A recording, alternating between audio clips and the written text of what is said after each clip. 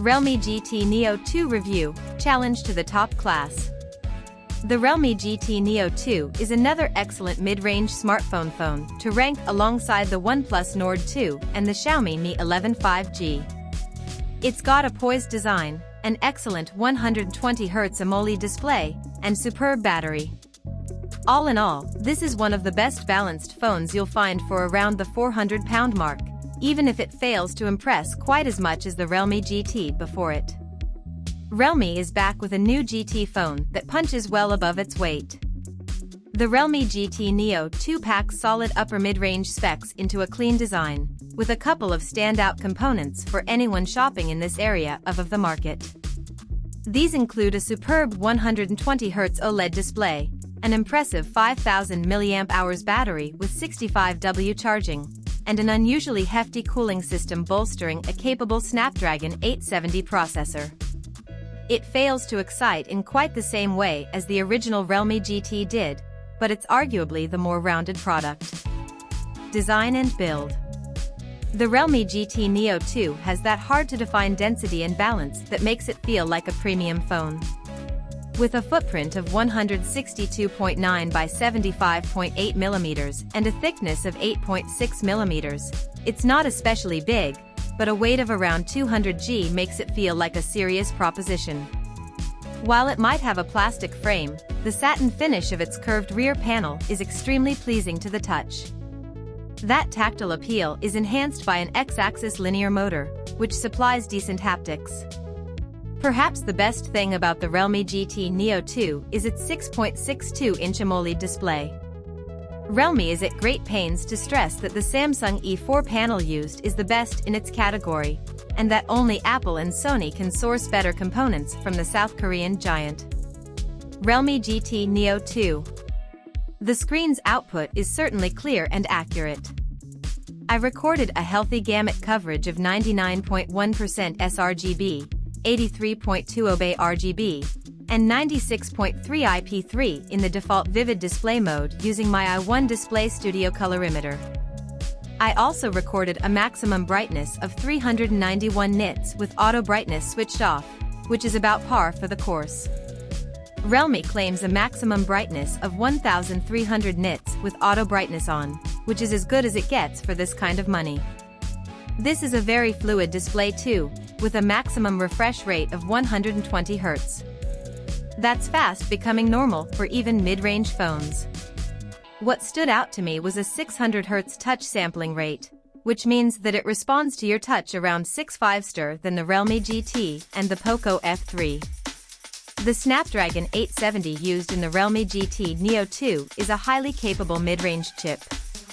You might have seen it used elsewhere in the Poco F3, the Black Shark 4, and more recently the ZTE Axon 35G.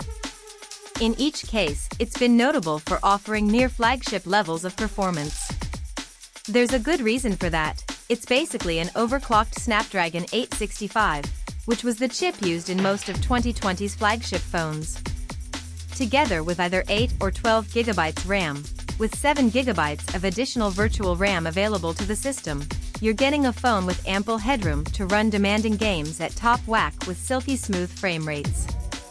The Realme GT Neo 2's camera system appears to be the same as the Realme GT before it. Once again, it all centers on a 1/1.7364MP Sony IMX682 wide sensor, with the same f/1.8 aperture. This supplies crisp, punchy 16MP shots through the usual pixel binning techniques. It has the slight tendency to overdo reds to the point where they look a little false, but I suspect many will appreciate the extra pop. Low light performance from that main sensor isn't anything to write home about, and there's no OIS to keep things stable during those prolonged shutter times. Even so, Realme's night mode is pretty effective at brightening things up and balancing out exposure.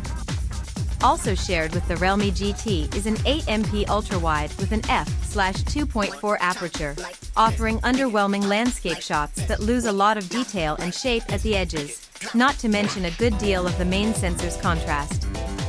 There's also a 2MP macro camera, which is mainly there for box sticking purposes. You'll have to dig into the More menu to get to the related Ultra Macro mode, and then hold the camera the optimal 4 centimeters away. All that, and the resulting image still doesn't look too sharp. There's also a 16MP front-facing camera, which does a better job of snapping sharp selfies than most cheaper phones. Realme has packed the Realme GT Neo 2 out with a large 5000 mAh battery, which is considerably larger than the 4500 mAh batteries of the Poco F3, the OnePlus Nord 2, and indeed the Realme GT. This is a phone with genuine 2-day potential, especially if your usage pattern tends to be fairly moderate. Even if you do indulge in some intensive gaming or media consumption, you'll comfortably clear a day without worry. In the PC Mark battery test, the phone lasted 11 hours 57 minutes, which is a strong result. That's a better result than the original Realme GT and the OnePlus Nord 2, though it falls short of the Poco F3. Realme claims that the Realme GT Neo 2 will roll out in Europe with Realme UI 3.0 based on Android 12. However, our pre-release model is still running Realme UI 2.0 on top of Android 11, just like the Realme GT and Realme 8 series before it. Realme's take on Android is a lot closer to stock than many rival efforts. No, it's not quite as easy on the eye as stablemate OnePlus with its Oxygen OS, but its menus are refreshingly close to what you'd find on a Pixel phone, or at least would have prior to the Pixel 6 with Android 12. It doesn't take much burrowing to notice the differences, though. There's a lot more customization potential here, with the ability to adjust the look and even fine-tune the size of the app icons. Aside from the aforementioned GT mode, there are plenty of extra settings and toggles to explore too. Ultra Vision Engine upscales video content to be sharper and more colorful. The Realme GT Neo 2 was announced for a European rollout on November 15th. Prices start from €449.99 for 8GB RAM and 128GB of internal storage. There's also a model with 12GB RAM and 256GB of internal storage for €549.99. That places it into direct competition with several impressive mid-range phones, such as the OnePlus Nord 2 and the Xiaomi Mi 11 Lite 5G. It's a close call between all three phones. The Realme GT Neo 2 has the edge on performance and display quality, while the OnePlus Nord 2 has the better camera and software, and the Xiaomi Mi 11 5G is the more stylish of the three. The elephant in the room here is the original Realme GT, which offers a similar package with even better performance for the same price, albeit with a smaller battery and display.